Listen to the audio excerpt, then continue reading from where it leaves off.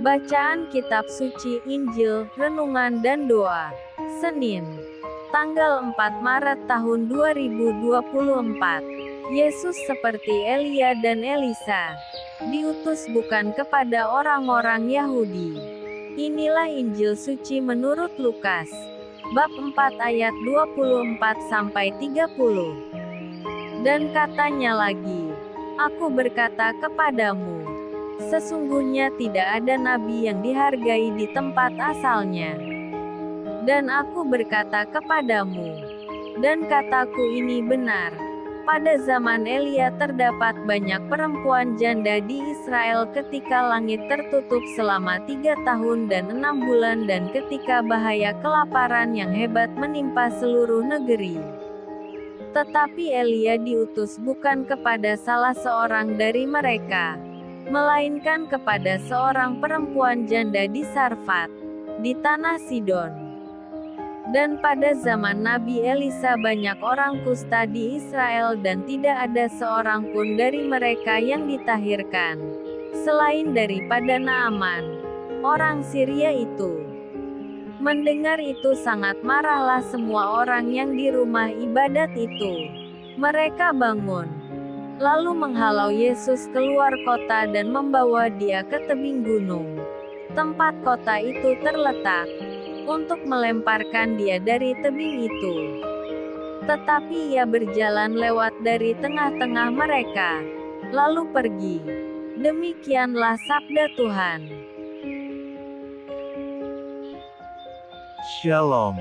Yesus seperti Elia dan Elisa, diutus bukan kepada orang-orang Yahudi.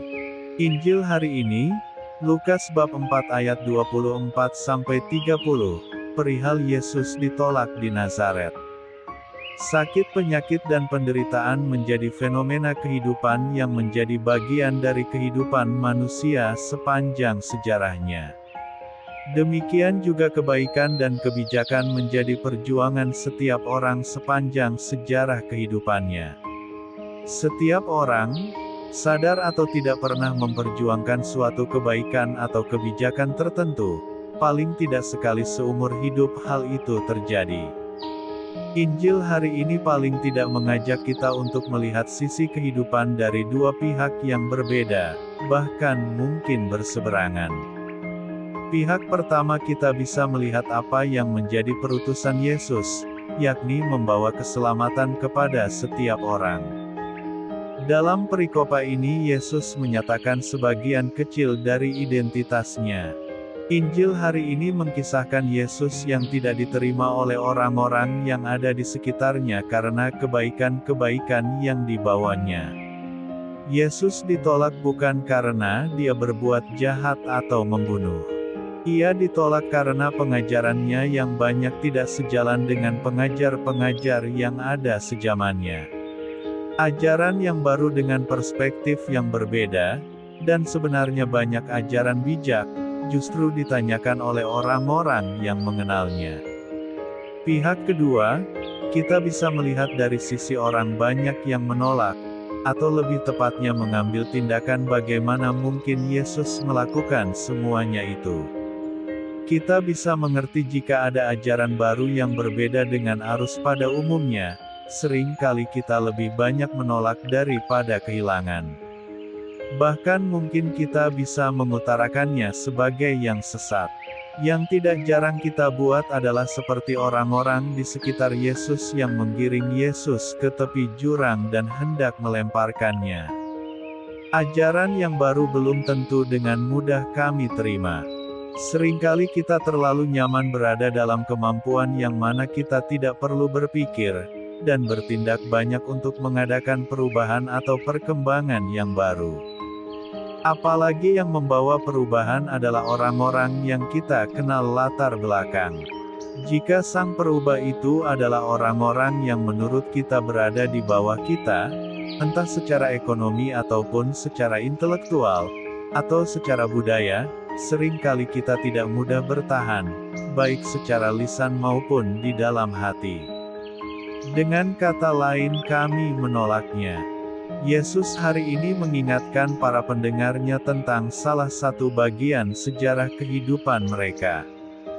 Ketika mereka diingatkan hal itu, ternyata mereka tidak menerima bagian sejarah hidupnya. Mereka menjadi marah dan tidak mengakui sejarah masa lalu mereka.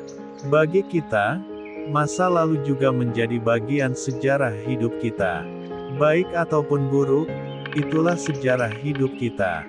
Menerima atau tidak, tergantung cara kita memandang masa lalu. Masa lalu yang kelam akan menjadi sumber pembelajaran yang sangat berharga bagi kehidupan saat ini. Berhadapan dengan masa lalu yang tidak mudah kita terima, kita bisa membawanya bersama dengan Yesus. Harapan dan sumber keselamatan kita senantiasa hadir dalam hidup kita. Yesus Kristuslah yang menjadi acuan hidup kita.